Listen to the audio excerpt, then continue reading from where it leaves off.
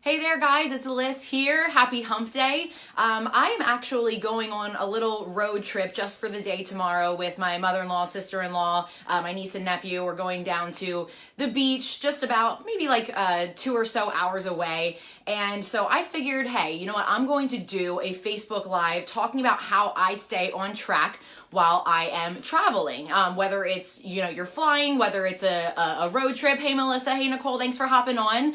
Or guys, maybe it's just a really busy day at the office. You're wondering if you're going to have time to go out and get anything to eat with your employees, or maybe you have a really big day of running errands, or the kids have tournaments all over for this sport over here and then dance over there. And so I wanted to do this because I know a lot of people have issues really figuring out how to make this work. Like, we don't really associate eating healthy with on the go.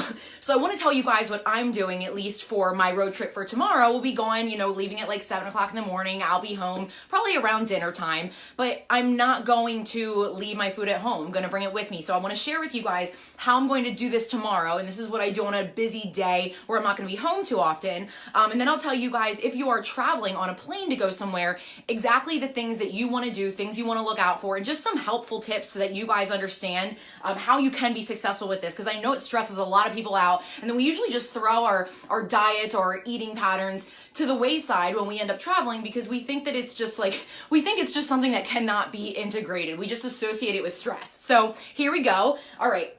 So I ended up doing some bulk cooking. You guys may be able, if I turn it here. So I just finished some of my bulk cooking on the stove. I had my sweet potatoes. I have my chicken. I have asparagus that is now in the fridge. But guys, these are foods that I know that I can eat cold. So that's my number one tip to you to start with, is if you can find foods that you don't mind having cold, then that's something that you definitely want to look out for. Nicole, I know that you just asked, will you message me when you get a chance to download the app?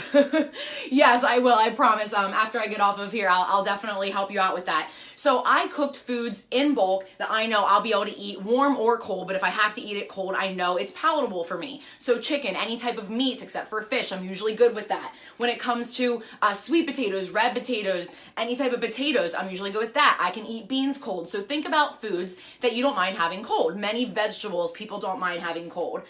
Even if you created like a taco salad that had cold, lean ground beef on it, or ground chicken. Hey David, thanks for hopping on. Hey Carrie. So hopefully this helps you guys to think of the first thing, and that's to make sure that you find foods that if you can have them cold, it may be helpful for you, because you may not have a microwave. So those are the foods that I cook in bulk. And then I try and find things that are like single portion sizes. So, and guys, some of this is for road trips only. I'm going to tell you what you have to remember when you are bringing food on a plane, because trust me, I've been through TSA a million times and had to throw out so much food and so many beverages. So these are my single guacamole cups. So some people like don't like avocado, but then they have guacamole and they're like, oh my God, I love it. That's totally fine with me. So I just get these at Aldi. I mean, you can get ones made by like Sabra and other brands that are at Giant, Redner, some of the some of the other chains around here. But guys, honestly, if you have an Aldi, go there, because it's so much cheaper. Oh my God, excuse me. I just had some trail mix and I think I have a nut stuck in my throat. So anyways, get the single serving stuff if you can. That way you can throw it out after. What I do want to help you guys know, so that you don't make the same mistake as I do, is if you have single serving guacamole, say you have cottage cheese, you have yogurt, you have Jell-O, anything that is going to be considered a colloid because it's not a solid, that means that it needs to be under 3.4 ounces. So peanut butter, it's the same thing. If you have individual yogurts, you have, a Light and Fit, or, an Oikos, whatever you grab, you want to make sure that it's under 3.4 ounces. Look on the label. These are, so you're good to go. But say you are like me and you didn't realize that technically, you can't bring more than like 3.4 ounces of liquids on a plane. You can't do that with colloids either. So like if you have peanut butter, almond butter, whatever, and you bring this whole jar, even if it's not open, you guys cannot bring this with you. If you're going on a plane, you cannot bring this with you. I had a whole jar of it's like $12 jar of Justin's almond butter. I remember it was the first time I ever got it, brought it with me unopened on the plane, and they made me throw it out because you can't have that because it's a colloid. So just so you guys know, if you're traveling on a plane, you have to make sure that all of your colloid or liquid stuff is in a 3.4 or less bottle. So some little tricks when it comes to that is I love my juiced greens. I juice kale, I juice spinach, and I had my huge mason jar. It was probably about this big, and I was ready to go to Indianapolis about a month ago. And my husband's like, how are you bringing that with you? And guys, I've done this like a million times. And I was like, what do you mean? How am I going to bring it with me? I'm like, oh my God, like I cannot bring the juice on a plane in a big thing. So what I did was, instead of having something that was like 12-ounce jar, what I did, hey Amber, thanks for hopping on, is I went to Target. You can go Target, Walmart, wherever you want. And I just got the small ball mason jars, and these are marked on the side to have 3 ounces. So technically they fit 4, but they have it marked 3, 2, 1. So TSA can literally just easily pick this up and see, all right, she's got it filled to the 3-ounce mark. She's good. And I was there for several days. So what did I do? I brought a couple of these. Guys, as long as you can have 10 of these if you want, as long as it's in 3.4 ounce or less jars, you're good to go. You can still bring it with you. So if you have something like that, if you have yogurts, if you have, whatever, as long as you can bring multiple of them. I just had one of these each day I was there. As long as it's in a jar that's under 3.4 ounces, you're good to go, okay? They just need to be able to see that. So that was a huge, huge change that I ended up making that made stuff easier. But other than single serving size jars, single serving size little cups, I love doing either shakes or protein bars. It's just a really quick and easy thing to do. So shakes, what I go for is, honestly, I usually do my Physique protein shake. And yes, if you bring white powder on a plane, you'll be fine. I remember Mike had asked me if you could bring it on a plane because, some people may think, oh, it just looks like drugs. They're not going to let it on there. Guys, they will let it on there. They might open it up, wipe it down with one of their little swab things, but you'll be fine. So you can bring powders on there. You're fine there. And then I always do my protein bars. So some of my top protein bars, guys, I know a lot of times if people do protein bars, maybe they'll get a stomach ache. If you have ones with a lot of artificial sweeteners, or even sometimes stevia can really bother people. It depends on who you are and what your gut is like, but I try and do as much of a whole food protein bar as possible. So RX bars, I absolutely love these. I know a lot of my clients do as well. This one is the peanut butter flavor. I like this one. I like the chocolate sea salt flavor. There are other ones that I'm not really a big fan of. I don't really like the blueberry one. I don't really like the mint chocolate chip, but my husband likes the coconut chocolate one. So I love these because it's literally all whole foods. I love it says no BS on the front. Literally it tells you exactly what's in there. So these are awesome.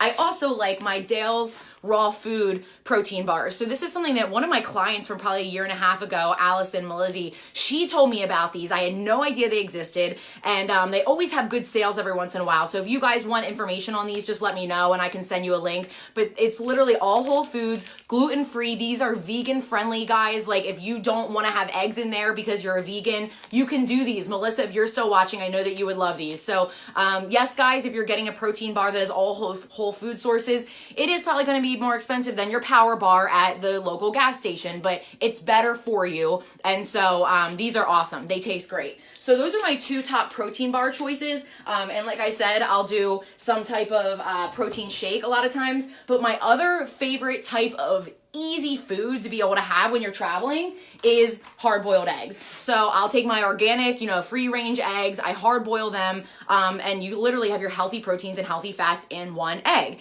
And this is something that I don't mind eating cold. So again, it's great. You don't have issues going on planes with these. And honestly, guys, I just have a little bit of sea salt in here. I'll show you guys around my bag in a second. But what I do is I just have a little solo cup full of sea salt, and I'll just sprinkle it on my eggs as I go, or I'll sprinkle it on my chicken or my asparagus as I go. So I always bring my own little sea salt with me. So this kind of migrates me on over to my bag. So if you guys haven't seen these before, this is my Isolator Fitness bag. I absolutely love it. I take it everywhere I go. It still has my old logo on it, but I love this. I'm never going to get rid of it. So in the top, it has room for you to put things like you have your salt. I'll put my protein bars up here. I have napkins. I'll have my silverware. And then when I'm traveling, I bring my own tea bags. You can find hot water anywhere you go. And then of course, I'll bring my Axio because it's a little bit lighter to not carry a drink that has the water in it. I can mix these with water wherever I find it. So that's what I'll put in the top there. And then of course, I'll add my supplements. So I always have them portioned out before I go. And then, you know, in the front, I'll usually bring a couple of my own water bottles. I love these because in the side, this is like isolated. So even if you don't have like a Yeti like I have sitting here, if you buy a water bottle from a store, I'll just like put it in the side pouch here. And then, oh, my stuff's falling over to the place. And then I'll put another one in the side here. And then when you open up the front, this is where I will put my chicken, my sweet potatoes. And you have these awesome ice packs that are, you know, airplane friendly or TSA friendly, I should say, because most ice packs, guys, they are made of a liquid material that's going to get hard when it's frozen. But what happens is when it thaws out, you have an issue. Like if you end up having a longer drive to the airport, and by the time you go through TSA, you want to be able to bring your bag of food through, but your ice packs are already melted, they're liquid. They're going to say you got to throw them out, and then your food's going to go bad, and it's totally wasted. It's really unfortunate. Hey, Dave, thanks for hopping on. So Dave is the owner of ISO Fitness. So yeah, so that's why I love those ice packs that go in the side, guys, because you will never have an issue. I can't tell you how many times before I had thrown out different ice packs because they melted by the time I ended up getting to TSA. So I'll just shove one in each side. I put my chicken in here. I put my asparagus in here, my sweet potatoes in here. I'll put protein bars in here if I want to keep them cold, my eggs. Guys, it's really that simple. Find foods that you like having cold. Even if you don't and you want to find some place to warm it up, that's fine. But I love that. Protein bars make it so easy. Protein shakes, you just throw the powder in there. And then, like I said, single serving everything you can literally find at the store. So if you guys have any questions about how to stay on track while traveling, just let me know. But honestly, we make it so much more difficult in our heads than it is. You bring your food with you and you eat it when you're hungry. It's really not that hard, but we make it so challenging. If you have a lunch bag that keeps your food cold, then who cares? So guys, I actually, any client of mine or any customer of mine that wants to get an ISO bag, just let me know and I can get you 10% off with a discount code. So hope this helped you guys out a little bit. Hope you understand what you can and can't bring on a plane. Honestly, as long as everything is under 3.4 ounces, that could be considered a liquid or a colloid, you're good to go. So have a good night, guys. I will see you next time.